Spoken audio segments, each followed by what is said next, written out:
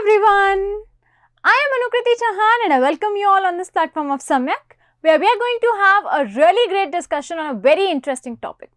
तो guys, अलाउद्दीन खिलजी, राणा रतन सिंह और अगर हम बात करें आपकी पद्मिनी, तो इसकी कहानी तो हम सबको पहले से ही पता है कि नहीं पता है?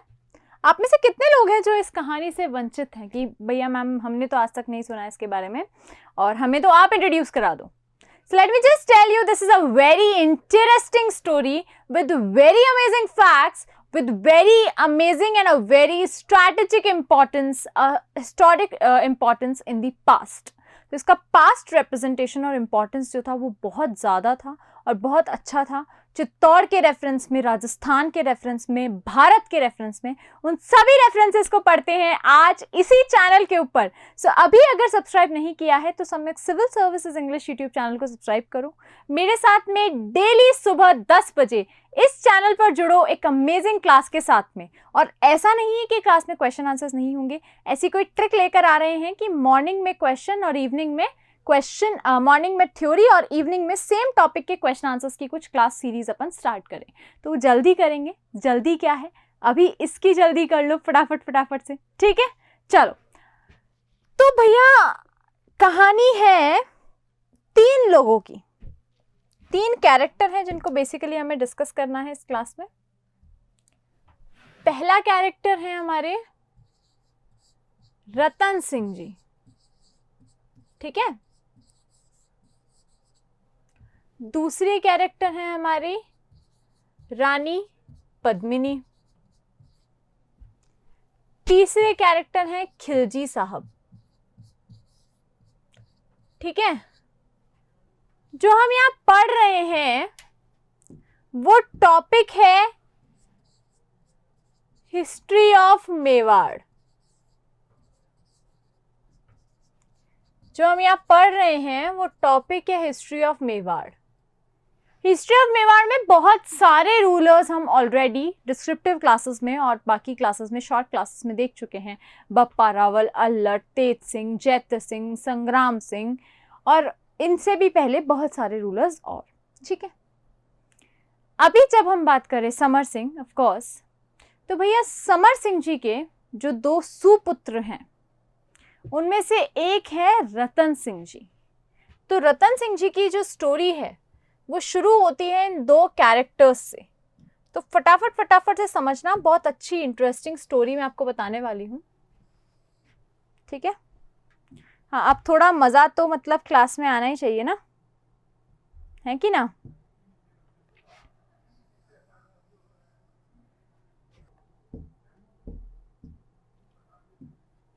अब 2 कैरेक्टर ना, तो 2 कलर कर देते हैं इनमें. 2 ये बहुत सुंदर से कैरेक्टर हमारे पास में है.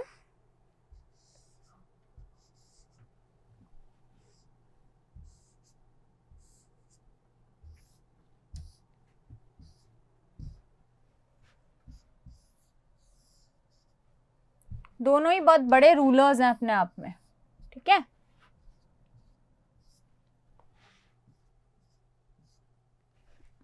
Now let's understand the story of these 2 persons. ठीक है.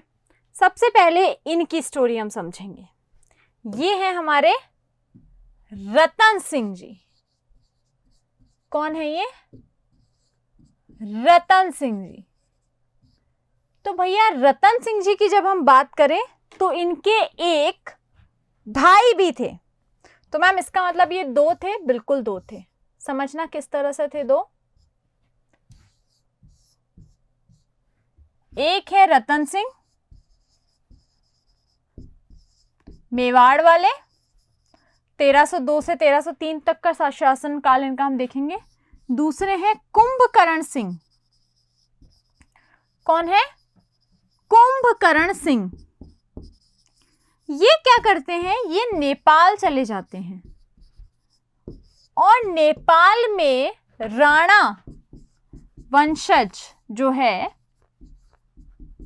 उसको ये कैरी फॉरवर्ड करते हैं. ठीक है. तो ये 2 इंसान हैं, रतन सिंह और कुंभकर्ण सिंह. रतन सिंह की बात हम कहते हैं वो अपने पिताजी की डेथ के बाद में मेवाड़ को ही संभालते हैं. अब मेवाड़ को संभालते संभालते बहुत सारी रिस्पॉन्सिबिलिटीज रतन सिंह जी के ऊपर आ जाती हैं। वो रिस्पॉन्सिबिलिटीज किस तरह की होती हैं? अलाउद्दीन खिलजी का अटैक, पद्मिनी से शादी, बहुत सारी सीक्वेंशियल चीजें साथ साथ में चलती रहती हैं। तो अब देखते हैं कि इनकी कहानी क्या है। रतन सिंह जी का जो रूलिंग पीरियड है, अगर हम नॉर्मली कंसिडर करें तो वो आपका शुरू होता है 1302 से 1303 तक। क्या कहेंगे हम इन्हें? तो लिख लो फटाफट से हेडिंग डाल के, रतन सिंह। पहले रतन सिंह के बारे में जान लो, फिर पद्मिनी के बारे में जान लेना, फिर उसके बाद में अलाउद्दीन खिलजी के बारे में जान लेना, ठीक है। रतन सिंह 1302 से 1303 AD तक इनका रूल हम कंसिडर करते हैं कि 1 साल तक इन्होंने जो है बहुत अच्छे से शासन संभाला था। अब स्पेसिफिक पॉइंट्स क्या क्या आते हैं मैम इनके बारे में जो हमें जानने के हैं? तो भैया पहला पॉइंट आता है that he was the last Rawal king. जो रावल टाइटल दिया गया था, उन टाइटल के ये लास्ट किंग थे राणा रतन रावल सिंह, ठीक है, रावल रतन सिंह। तो जो रावल टाइटल था वो इस लास्ट किंग को मिला था जो थे हमारे रतन सिंह जी। क्या ये बात आप लोगों को पता है? अच्छा, गुहिल्स में भी हम देखेंगे, गुहिलोत्स के बारे में जब हम पढ़ते हैं तो बाद में हमें पता चलता है कि वहां पे तो क्लैन डिवीजन आपका देखने को मिलता है। वो किस तरह से होगा वो आपको समझना है। इतना क्लियर है? राणाशाही वंश का जो रेफरेंस है आपके कुंभकर्ण का आ गया नेपाल से, और मेवाड़ में अगर हम बात करें तो रतन सिंह जी की बात हम करते हैं जो कि अंतिम रावल रूलर आपके रहे। इतना क्लियर है? बताइए। हाँ जी, क्लियर है?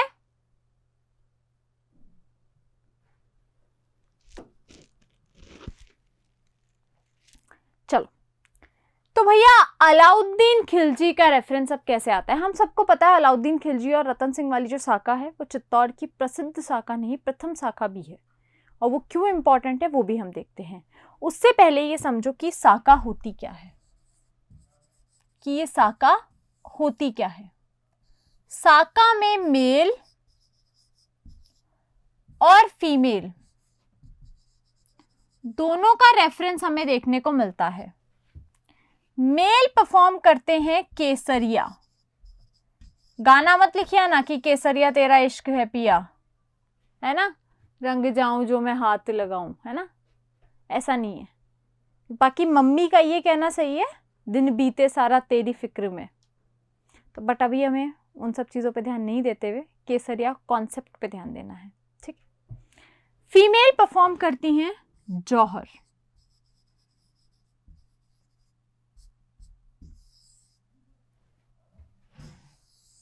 केसरिया की बात आती है साफे से, कि साफा लगाते लगाते जो हमारे केसरिये हैं, मतलब कि जिन्होंने केसरिया साफा बांध रखा है, जो हमारी धरती की शान है, हमारी धरती माँ के प्रोटेक्टर हैं, जब वो ही नहीं बचेंगे, वो ही अपनी माँ को संभालते संभालते, अपने शासन काल को संभालते संभालते अगर उन्हीं का सैक्रिफाइस हो जाएगा, जब वो ही नहीं बचेंगे तो वो कहलाएगा केसरिया, कि हम कुर्बानी के लिए तैयार हैं, हम किसी भी हद तक जाएंगे लेकिन अपने देश पर किसी शासक का जो है कंट्रोल नहीं होने दूंगे, ठीक है। नेक्स्ट है जौहर। तो विमेन क्या करती है? अब जब भैया मेल है, मेल चला ही गया है घर से बाहर, मेल ने बोल दिया कि ठीक है अब मैं तो जा ही रहा हूँ, कि मेरे को तो कोई मतलब नहीं है और मैं तो अब मेरे सिर्फ धर्म को निभाऊंगा। तो फीमेल कहती है कि भैया हमारा भी क्या है, धर्म है, अगर आप जा रहे हैं आपके पीछे से अपनी रक्षा करना हमारा धर्म है, और इस स्वयं के धर्म को हम अच्छे से निभाएंगे। तो बोले भैया कैसे निभाओगे? कि अगर आप वापस नहीं लौटे तो हम जौहर कर लेंगे। अगर किसी भी स्थिति में हमें ये लगा कि आपका लाइफ नहीं बच रहा है, आपका लाइफ डेंजर में है, तो हम वो जौहर कमिट कर लेंगे। तो बोले ठीक है। साका की एक ही कंडीशन है कि मेल और फीमेल दोनों का कंट्रीब्यूशन होना चाहिए। मेल अगर केसरिया परफॉर्म करे तो फीमेल्स को भी जौहर परफॉर्म करना आना चाहिए। ये दोनों ही एक्ट्स आपके फुलफिल होने चाहिए। क्लियर है इतना? साका समझ में आया क्या है? ठीक है, 1303 की बात हम बाद में करेंगे। पहले अब हम देखते हैं कि अलाउद्दीन खिलजी और पद्मिनी की इनकी स्टोरी क्या रही। तो पहले आती है क्वीन पद्मिनी। कौन आती है? क्वीन। कहाँ की रानी थी भैया ये? दो बातें बता दो, एक तो कहाँ की रानी थी और इनके पिताजी का नाम क्या था, जल्दी जल्दी से। यस, कहाँ की रानी थी और इनके पिता का नाम क्या था? यस,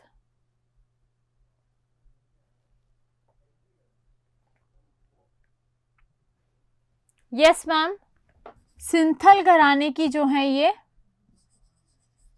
रानी थी या राजकुमारी थी।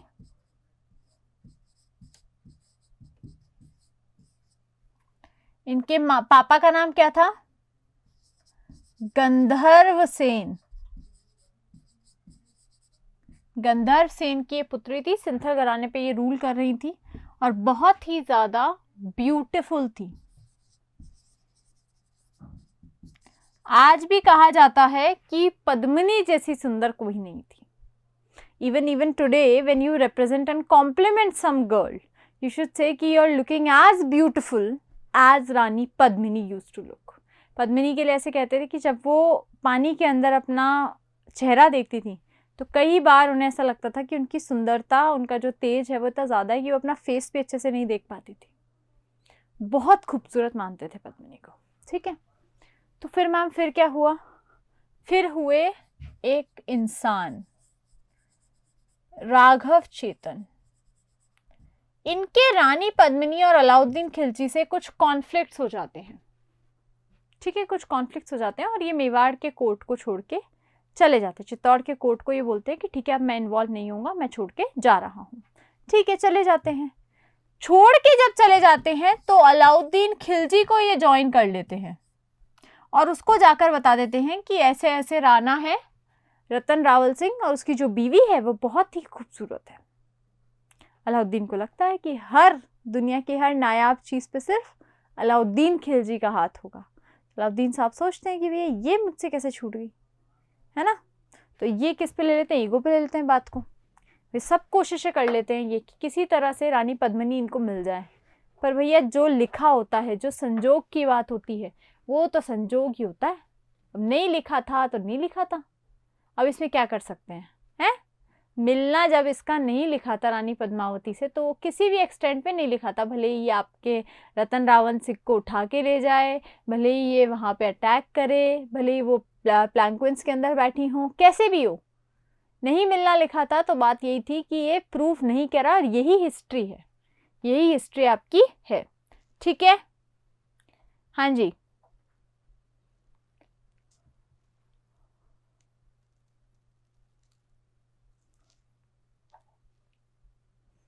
यही हिस्ट्री का रेफरेंस है यहाँ पे। राघव चेतन अलाउद्दीन खिलजी की हम बात कर रहे हैं, वो जाके बता देते हैं। ये सोच के अलाउद्दीन खिलजी बोलते हैं कि भैया अब तो मैं क्या करूंगा, चित्तौड़ पर अटैक करूंगा। पहली बात, चित्तौड़ का जो स्ट्रैटेजिक रेफरेंस है वो बहुत इंपॉर्टेंट है, गुजरात के लिए भी और मालवा के लिए भी।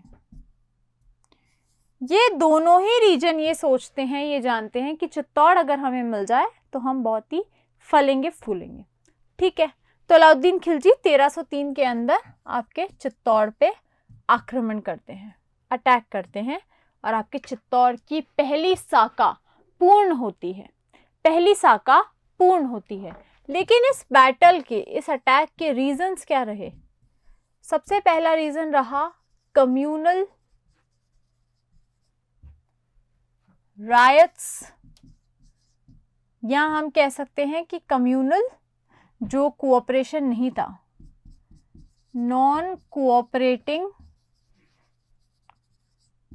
कम्युनिटीज।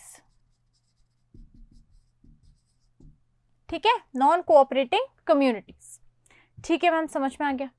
कम्युनल राइट्स की बात हो गई। इसके बाद में किंग या जो आपका शहंशाह है, उनका प्रेस्टीज, वो बहुत इंपॉर्टेंट है। तीसरा, जो एसेट्स चित्तौड़ के पास थे वो बहुत इंपॉर्टेंट है।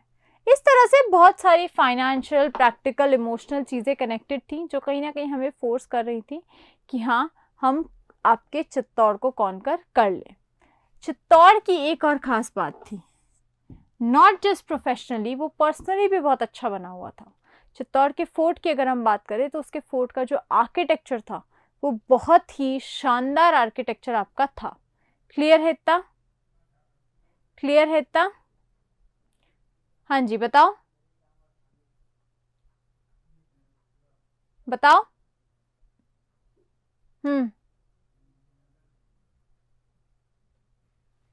ठीक है।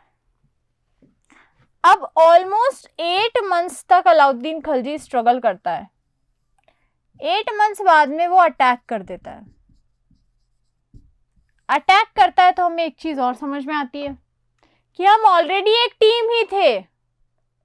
हम ऑलरेडी एक टीम ही थे और हमारी टीम में किसी और के होने की इंपॉर्टेंस नहीं है। लेकिन मेवाड़ से 2 प्रोमिनेंट शासक गोरा बादल बहुत इंपॉर्टेंट रहे, बहुत इंपॉर्टेंट रहे। गोरा बादल का जो सैक्रिफाइसेशन की बात हम यहाँ पे करते हैं वो बहुत इंपॉर्टेंट था कि इन्होंने बहुत ही अद्भुत वीरता दिखाई। इसीलिए हम कहेंगे किसके रेफरेंस में, हम कहेंगे आपके हेमरत्न सूरी ने। लिख लो,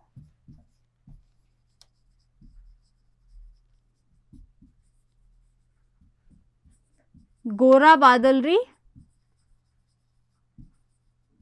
चौपाई बुक लिखी। इसके थ्रू भी हमें काफी सारे फैक्ट्स, काफी सारे ब्रेवरी क्वेश्चंस आपके पता चले गोरा और बादल के, कि वो कितने ब्रेव हुआ करते थे। Is that clear? इसी प्रकार हम देखेंगे जब ये सब चीजें हो रही होती हैं, अलाउद्दीन खिलजी जो है आपके फोर्ट को कॉन्कर करने की बात कर लेते हैं और बाद में बोलते हैं कि जो किला है, जो फोर्ट है, इसका नाम मैं क्या रख रहा हूं? मैं रख रहा हूं खिज्राबाद, मेवाड़, और उसे अपने जो सन है खिज्र खां उसको दे देता हूं। तो मैम हम ये कह सकते हैं कि मेवाड़ का नेम चेंजिंग की बात भी आई है? बिल्कुल आई है। नाम दिया है खिज्राबाद। किसके रेफरेंस पे दिया है? सन खिज्र खान।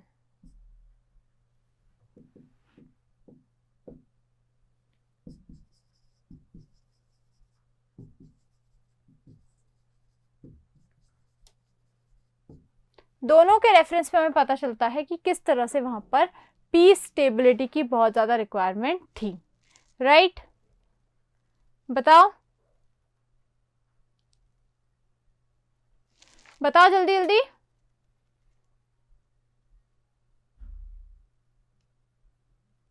चलो, अब एक भाषा होती है अवधी भाषा। उस अवधी भाषा के हिसाब से अगर हम चले तो बहुत फायदा हमको हो। किस प्रकार का फायदा हो?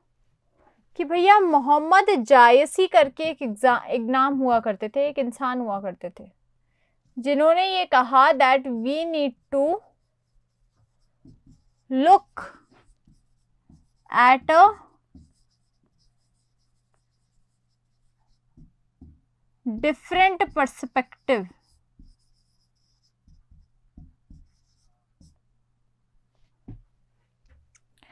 and now the perspective that was revealed out was what? That the beauty of Padmavati was beyond words. Was beyond words. Is this clear? क्या इतना क्लियर है? क्लियर है? अब ये खिज्र खान क्या करता है? थोड़े ही टाइम के बाद में मालदेव सोंगड़ा को ये रीजन दे देता है कि आप यहां रूल करो। ठीक है? मालदेव से सोंगड़ा क्या कहते हैं कि ठीक है, कर देंगे धीरे धीरे, है ना, हैंडल भी कर लेंगे इसे। तो मालदेव सोंगड़ा का जवाई क्या करता है? कहता है कि यह पूरा मेवाड़ मेरा है, बट ठीक है, तेरा है तो तू रख। इसके बाद भी बहुत स्ट्रगल चलती है, बहुत स्ट्रगल चलती है। और स्ट्रगल से हमें एक चीज पता चलती है कि मालदेव जी जो थे वो जालौर के रूलर थे। किसके भाई थे? वानर देव के भाई थे। ठीक है, हाँ जी। पुंगल गढ़री पद्मनी तुरानी सिरमौर, जैसलमेर जलम लियो परनीगढ़ चित्तौड़। तो ये बात आपकी कही गई है पद्मावती के पुंगल से। बहुत इंपॉर्टेंट है, याद रखिएगा, एग्जाम में पूछी जा सकती है। ठीक है, गोरा बादल की चौपाई की बात हम कर चुके हैं, हेमरत्न सूरी जी ने की थी। ठीक है, हमीर सिसोदवे गांव की अगर हम बात करें तो वो भी बहुत इंपॉर्टेंट है। ठीक है, जो आपके जोधा के कंपैरिजन में है, आपके इन बाइयों के कंपैरिजन में है, बहुत सारी चीजें हैं ये। ठीक है, तो अभी क्या होता है, 1303 के अंदर वो बैटल होती है और बैटल का रिजल्ट क्या निकल के आता है कि भैया आपके अलाउद्दीन खिलजी साहब जो हैं वो सेना बड़ी होने के बाद भी हार जाते हैं। ठीक है, याद रहेगा, याद रहेगा। Okay, so I hope guys आप लोगों को ये कॉन्सेप्ट्स पूरे समझ में आ गए होंगे। पूरे मतलब पूरे समझ में आ गए होंगे। Now in the next class we will be having a look at another important topic with description, and in the evening we will be having the questions and answers associated with these topics. So guys, thank you so much for joining in. See you tomorrow only on Samyak Civil Services English YouTube channel at 10 a.m. and at 11:30 a.m. only on Samyak IAS app. So thank you so much. Bye bye. Take care. See you. Have a nice day.